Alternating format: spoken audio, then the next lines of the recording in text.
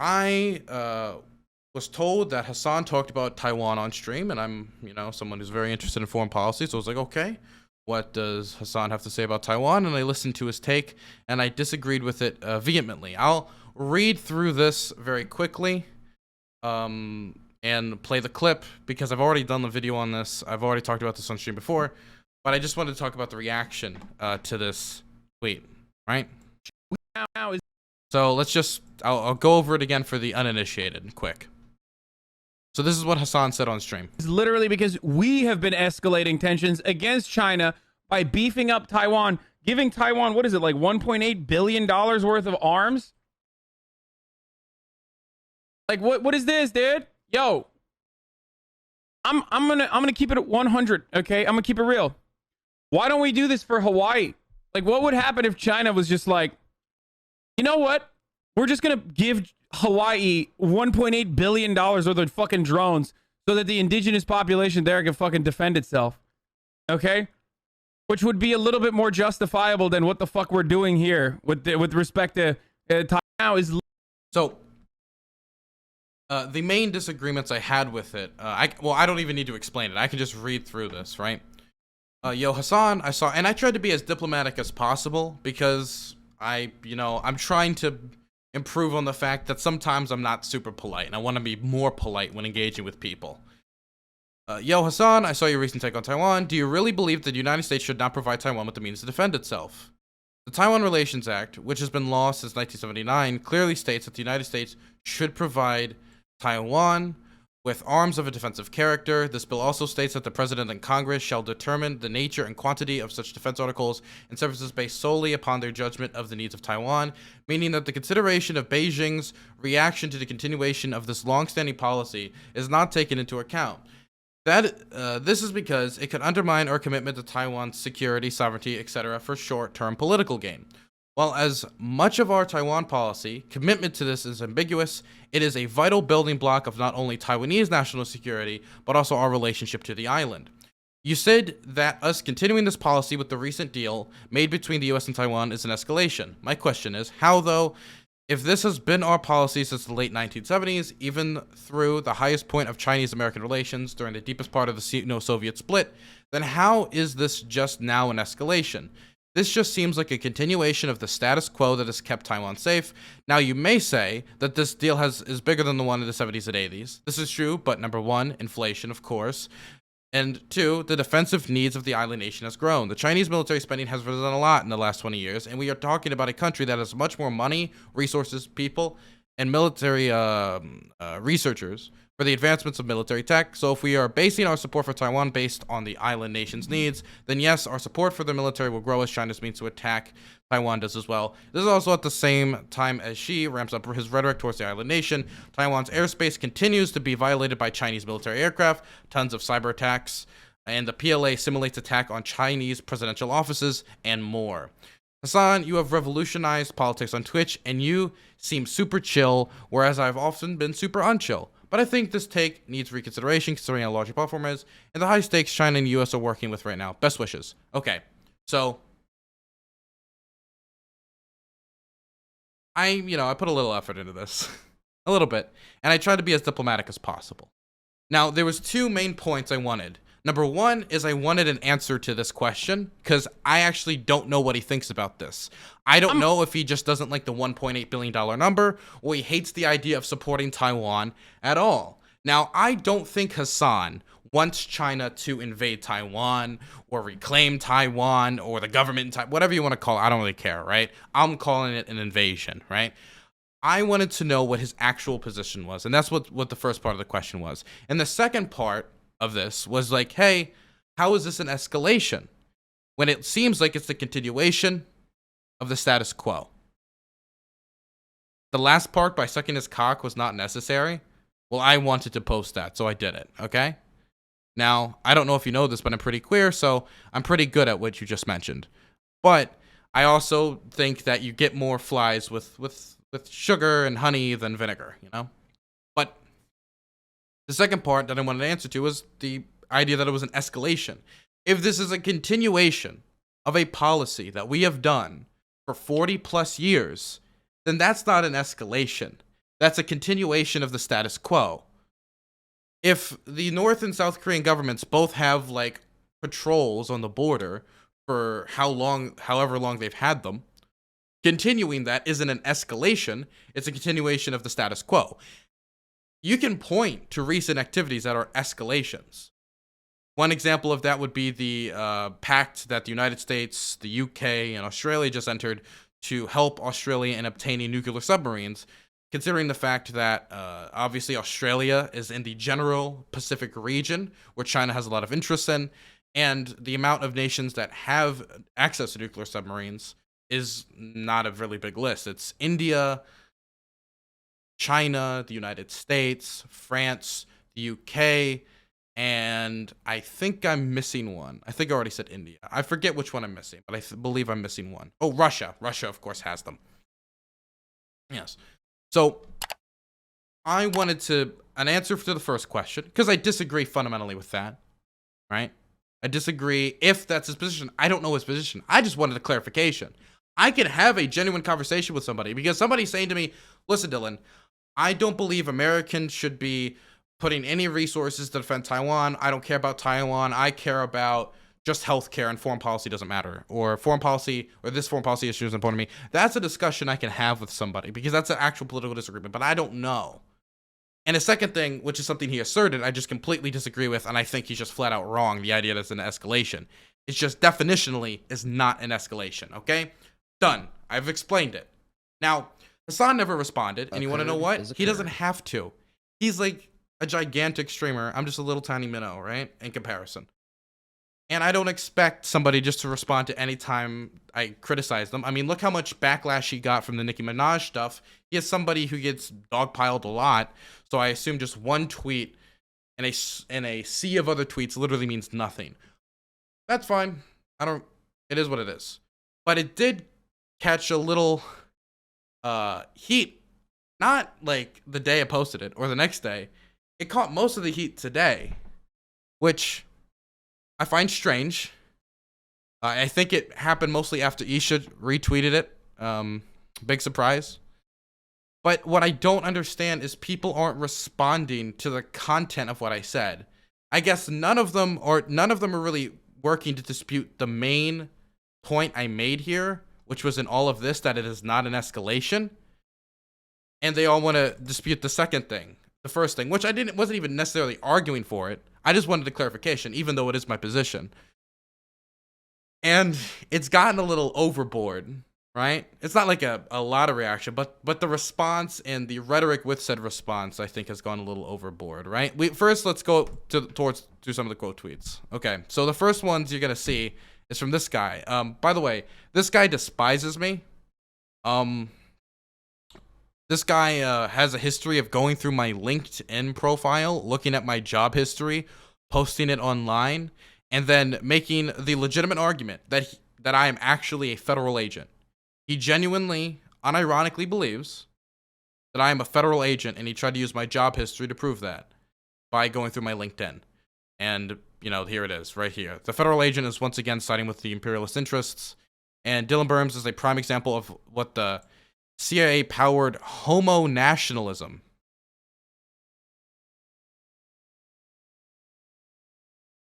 Homo nationalism and pinkwashing ends up as. Okay? I will say I would never classify myself as a nationalist in any form, but if there was any type of nationalist I think it would probably be homo nationalism, whatever the hell that means. Actually sounds a little based. Okay? China watchers continue to be incredibly soy. Okay, whatever. I will find you. Whatever. This one interested me. Someone actually took the effort to put this in. I'm totally a real political consultant with foreign policy cred. Twitch and bio. Good meme. Actually. Based. Okay. Shut up, interventionist. Hasan is right. There's no explanation as to why he's right. Sock them and neocons. You know what this reminds me of? When I see this, I'll see people do this all the time, where I'll give a position and somebody will tell me, well, that's a Republican position. Recently, I was talking to some, I guess you could say like a Hillary Clinton-esque liberal, just somebody I know from campus, right? and I said, like, yeah, I'm not really all that interested in gun control. It's not a priority of mine, and I think guns are okay, and I think people should be able to own guns.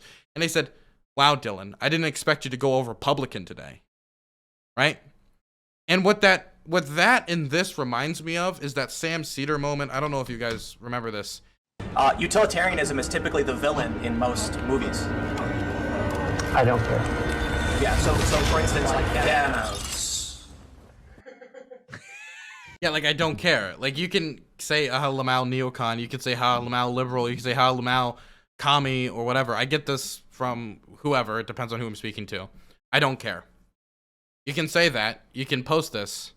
I don't care. It's not a critique, okay? The same way I agree with some Republicans on gun control, I might agree with other people on other issues. And I believe that Taiwan has a right to rule itself. That if they want to run their own democracy, they want to live their own way, and they have all the credibility right now, they have everything that needs to be listed, really, to be their own nation, and they have their own identity, they have an indigenous community, they are, for all effects and purposes, their own country, and wish to rule themselves, they should be allowed to do so. And I don't think that is a inherently neocon position. Anyway, Taiwan is not the U.S., and it is imperialist and colonialist for the U.S. to be in the region in this way. Now, imperialism and colonialism, right? These are words that have meaning, and their meaning should be analyzed. Like, okay, are we talking about imperial cores, and okay, well, we look at this through a Leninist framework. None of that really matters for what I'm about to say, right? I feel that some people, when it comes to the use of these words, particularly individuals like this, when this is all they post and like that's it, they use it like a skeleton key. Like, they hear a position and they just throw this at it and it's done. The same way that I know that I'll say a position like, well, you know what? The Iraq war was terrible. It was awful. There was really not many benefits to this war, that the cost was too heavy, both in human lives and money, and I go through this instability in the region, and someone will be like, anti-American, and just throw the skeleton key at me. And in this way, they throw the skeleton key at me. Imperialist and colonialist. You need to then explain why this is bad. You can't just throw the word at it and be like, that's it. Because the reasons why I support Taiwan isn't because it's anti-imperialist or anti-colonialist, or it helps bring about an age of multipolarity, or whatever concept you would for supporting any other conflict, or whatever you are interested in foreign policy. The reasons I want to support Taiwan are varied. And you're not going to counter any of those reasons with this type of an argument. Because all that would matter to me would be, number one, do they have all the necessary functions and parts to be their own government? They have money. They have their own judicial system. They have their own flag. They have their own national anthem. They have their own military. They have their own currency. They have a functioning democracy. They have elected representatives. Hell, they even have, even though they don't have official embassies due to our reopening, how we have the fact that we got rid of our embassy specifically to open up ties with the mainland, they still have the American Institute in Taiwan. They have a similar private institute in the United States that acts as an embassy. And so, okay, they're a nation, and what? And they wish to be their own independent nation. They have no interest in reconquering the mainland. Now you could say, well, what about the Constitution of Taiwan? Okay. Fair. But how much does that really matter in the grand scheme of things? Legitimately, are you going to look me straight in the eyes and tell me that Taiwan is going to invade the mainland or is planning for an invasion of China? Or even could? That's ridiculous. It's inconceivable. It's functionally impossible. And the KMT and the ruling party, KMT has lost both last 2 elections, and Tsai Ing-wen, everyone understands this. Everyone in Taiwan understands this. Oh, by the way, I forgot to say that Taiwan also, it has been shown in multiple studies, polling, and very clearly, the people studying the developments of culture in Taiwan, that Taiwan is also creating, and really already has created, its own separate identity from mainland China, which would be another point, the category for them being their own nation. But they're not going to do that. So all the arguments of like, well, you know, the Civil War, we don't want to get involved in the Civil War. For the Taiwanese, they want the Civil War to be over. They have no intention of continuing the Civil War. And this Civil War has been cold for about the last 60, 70 years. Ever since the bombardment campaign that the PLA did in the 1950s, that they stopped once we intervened. And the Soviets got angry at them. And that's part of the cause for the Sino-Soviet split. So, the idea, well, what about getting involved in a civil war? This is a very non-violent civil war, if I've ever seen one. And of course, I believe that a people should have a right to rule themselves. And they have not only have they developed their own culture that's completely separate from mainland China, but they have their own system of government that's very different than mainland China. They have a liberal democracy. They evolved from the White Terror, which, up until the Syrian government beat the record, was the longest military, what's the word? Not military, it's not coup, it's military. It's the word for, like, martial law. That's it. They had, like, one of the longest instituted martial laws for forever when Chiang Kai-shek's son was eventually, you know, deposed. And I believe 1987. They've had democracy for going on 40 years now. And they have their own separate system of government, and they don't appreciate the idea of that democracy they fought so hard for in the 1980s being stripped away from them again. Over 100,000 people were disappeared during the White Terror in Taiwan. And you think they're gonna so readily deliver themselves to another authoritarian system of governance? The system that China has always proposed for Taiwan is the one party, one country, two systems model, like in Hong Kong. And how's Hong Kong doing with its national security legislation? In Hong Kong right now, if you boo the Chinese national anthem during a soccer game, or how they call it, football, right? You can be thrown in jail and get thousands and thousands and thousands of dollars in fines for booing an anthem. It was like Donald Trump's wet dream when he talks about burning the American flag should get people prison time. They see what happened to the Hong Kong protesters, shot point blank, many of them sexually assaulted. They don't want a part of that. And any misconceptions about what that type of system of governance would look like if they did go to a one country, two systems model was evaporated.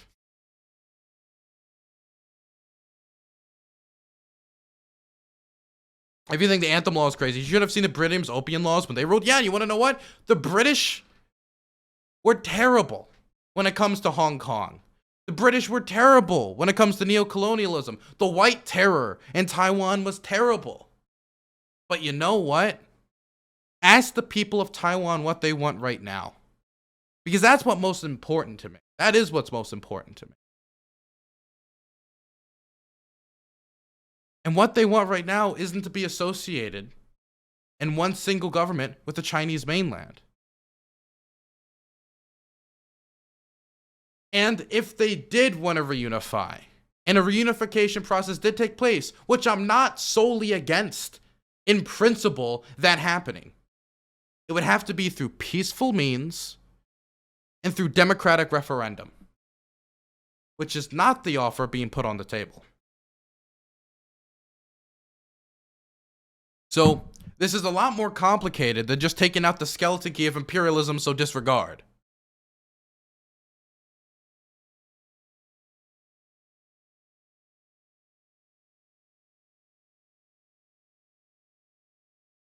During the 1960s and 80s, Taiwan murdered tens of thousands of communists. Well, no active conflict was happening. Can't ask those Taiwanese. Okay.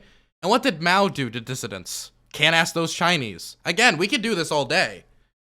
But the thing is, states exist as their primary purpose, in my opinion. Now, people disagree with me, of course, disagree with this. In my opinion, they should exist to serve the needs of the people. That's, in principle, what states should do, right? That isn't always what happens, right? Dictatorships, corruption, any of this, right? All these different things happen. But when you look at the people of Taiwan, what do they want? What is their interests, including the indigenous community of Taiwan? Because people think that Taiwan's history is singularly as a part of China. That's not true. That is not true. It has been separate for China on many occasions. And had, again, at a point, a flourishing indigenous community, which of course has gone to a hell of a ringer, is an understatement.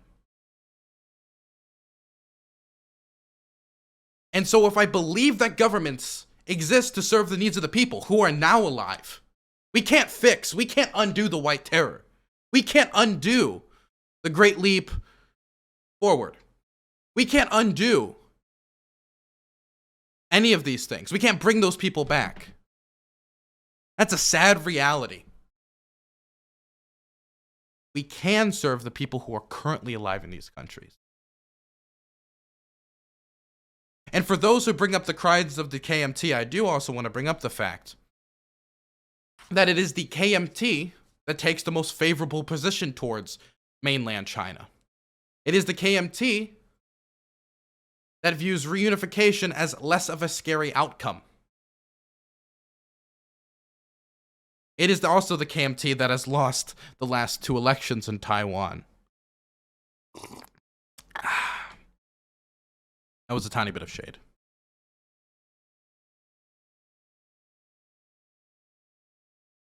Anyway.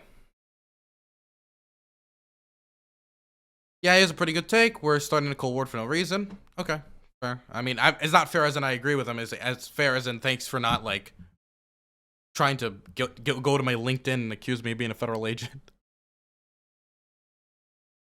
It's never about self-defense, though. America's been cranking up the tensions with China and Taiwan's part of the jig. As a neighbor for the U.S. to throw weapons at, it has nothing to do with self-defense. China, however, is justified in defending itself against imperialism. Cope. Okay, again, skeleton key.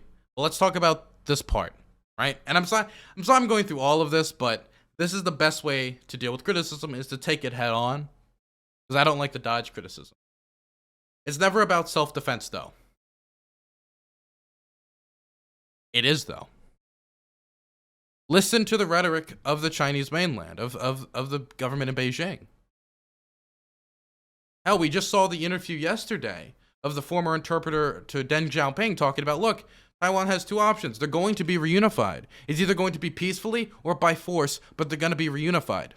And if somebody's threatening you in that manner, and they have a genuine strategic and long-term interest in invading your territory, then you do need to acquire weapons for self-defense. If America started to ramp up rhetoric and ramp up its military and getting ready for an invasion of, say, well, I guess really any country, it would be in that nation's interests to get weapons for self-defense. So it is about self-defense. Now, is it for self-defense for everybody involved? No, and this is the part that I think people have difficulties with. Is I think when people say that I have this position, they then assume a naivete. And what I mean by that is they assume a naivete as they're like, do you really think that those strategic planners here, or those institute dogs, or those Yankees or whatever, right? Any of them care about the people of Taiwan? Do you think they care about their self-defense or self-determination? This is all purely imperialist interests in advancing the United States against China. You want to know what? That is a contributing factor. There are most certainly strategic planners who look at Taiwan as nothing more than a pawn in a larger board game in Asia. In fact, many of those people who saw Taiwan as a pawn in a larger board game in Asia considered throwing them under the bus on many occasions. The Truman administration is a great example of that. Hell, there's a reason that the Taiwan Relations Act passed was because Jimmy Carter was going forward with normalizations when it came to the Chinese government, and it passed in reaction to that because Congress and among the American people, it was very popular to continue to support the Taiwanese government. At the time, still a dictatorship. A lot of it has to do with the fact of anti-communist fears. Some of it had to do with the fact that they were an ally with us against the Japanese. I would say that was a large part of it. And after they liberalized more, it became much easier for people like me to make the argument, well, I believe they should have the right to rule themselves. Definitely, I mean, could you honestly really make the argument to me that after all the years that people suffered under the White Terror and fought against it to obtain democracy, they should just give all that up, abandon it, because America is the central pillar in Taiwan's defense. But I'm not under some naivete that everybody involved is in it for the same interests. Just like I don't think that the arms dealer that worked with the Soviet Union or the United States during World War II had necessarily a genuine anti-Nazi or anti-fascist interests. Many of them just wanted to profiteer off the bodies. But does that mean we don't buy the guns and all the supplies necessary in order to battle fascism? Of course not. America's been cranking up tensions with China and Taiwan's part of the jig. Taiwan is a sticking issue between America and China. I would say when it comes to Taiwan, largely though, and people can debate me on this, and this is something that you could maybe actually move me off of. This is a genuine admission that you could move me possibly off this. I think the primary escalator when it comes to Taiwan is China. They're the ones violating their airspace. They're the ones making direct military threats. They're the ones doing practice drills, raiding the presidential palaces of Taiwan. They reconstructed the presidential palace in Taiwan in China and then had the PLA raid it in training drills. They're the ones doing cyber attacks. And that's not to say the United States never does cyber attacks, but we're talking about Taiwan here. America has escalated tensions with China. I would most obviously point to the recent deal with the Australian nuclear submarines and the trade war. These are two great examples of that. China is, however, justified in defending itself against imperialism. Whatever. Okay. Talk them stop supporting imperialism challenge. Okay, just buzzwords. The neocon with 1776 in their name is mad at this. Can I ask, like, genuinely, what is it with people, like, getting, like hyped up about that? I was just a history nerd, and I like to, and Dylan Burns was taken, so I was like, what's a historical event? 1776, and I put it there. Woohoo, yay, America. Yeah, I love my country. It's a problematic country, but yeah, I love it. Cope. I don't care. Based, okay. Mucho texto. Okay. Got it. Wonderful. Why the hell should Americans be sending their tax dollars to a puppet colony of the US? Again, this is all framing, and I've already explained it. And much of this has been separate from my personal values that I've talked about for my affiliation and love for democracy in comparison to other systems of government. I could continue to talk about that, but I don't know. I'll keep that out of it. Memes. It's weird because nobody's responding to, like, the bulk of my argument. It's almost like that's not what matters, and it's all buzzwords, man. I can't believe... Oh, God, what'd you send me?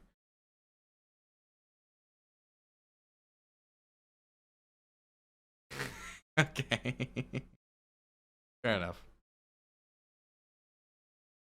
Quoting a law as if it means anything. Well, laws do mean things, yes. They that's usually how governments work. Yeah. Both in regards to whether the US arms its clients or not, And even more so for implying that since it's law since 1979, leftists should somehow be supportive of a policy. Wait, I never said that leftists should be in support of a policy. I said, in my opinion, I never even said this or that group should be in support of a policy.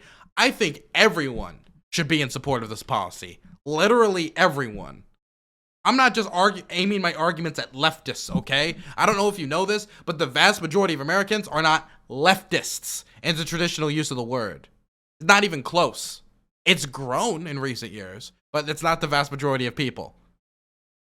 I'm aiming it at a lot of people. And the reason I brought up the law wasn't saying this law is the reason why we should continue to support him, even though I don't want another reason why we shouldn't backstab them is I don't think America should just look like bastard backstabbers like we have for, well, ever. God, this is so frustrating. The reason I made that argument was because Hasan said that this was an escalation. But if it's a law that's been in place and a policy we've had since 1979, then that's not an escalation. That's the status quo. That's quite literally not what an escalation is. If something's the status quo, it can't be an escalation. God, you're stupid as shit, Dylan. Okay, got it.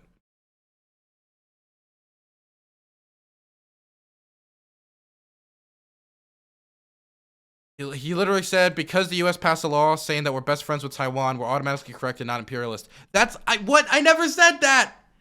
When did I say that? You fucking moron. I never said that. Who are you? Wait. Is this bad empanada? Hola, pipis, ¿cómo están? Quizás ustedes me conocen. Okay, so this is just Bad Empanada, but his, like, non-English YouTube channel. Okay, so... Okay, now to be fair... Okay, be fair to Bad Empanada, reading can be quite difficult. I understand the struggle. But I never said that because we passed the law, we're automatically correct and not imperialist. I never claimed that I didn't have hints of imperialism or wasn't imperialistic in any way. Okay? There's many empires in the world. All I said was that the idea, number one, I asked him a clarifying question on if he thinks that we should not, if he thinks that we shouldn't provide Taiwan with military arms to defend itself. That's the first thing I asked him directly. And the second thing was, hey, this can't be an escalation by definition. Nobody wants to engage with what I said. Nobody. We shouldn't try to start World War III with China while people are at home and home with Taiwan can wait. Okay, so number one, you can walk and chew bubblegum at the same time, okay? I genuinely believe in that, okay? That's the first thing. I mean, you know, the New Deal was passed and those policies were still in place as we fought the Nazi regime. That's the first thing. The second thing is start World War III. There's this weird assumption that people have, and I don't know where they got it from, that if we continue the status quo, it's going to start World War III. That's not true. Here's a great example of it. We supported many countries in Western Europe. Hell, we even supported the Egyptian government against British interests and the interests of other allies that didn't like that we supported the Egyptian government. We supported many governments. And you want to know what happened during all those times? During the time we had nuclear bombs and we had these complex alliances, World War III never broke out. Now, that's not to say that World War III could never have broken out. There were many close calls. Most of the times due to human error or the fog of war. But there were many times that it could have happened. So I don't know where this assumption is that if we continue this policy, it's going to automatically start World War III. What I can tell you is this. If we don't support Taiwan, if we retract our support from Taiwan, then I can guarantee you that if the Taiwanese don't accept peaceful reintegration with the mainland, then a war will happen. So who has the anti-war position? For them, okay, just again buzzwords. Correct, because learn the history of Taiwan. And I responded to her like, hey, I'm willing to talk to you anytime. And she never got back to me, of course. None of these people would talk to me about this because it's all buzzwords. It's all just throwing out skeleton keys, just throwing out these words like they're popping these words out like Tic Tacs, man. Anyway, it's immensely frustrating. I don't want to talk about this anymore. I've already rambled about it for too long. Whatever.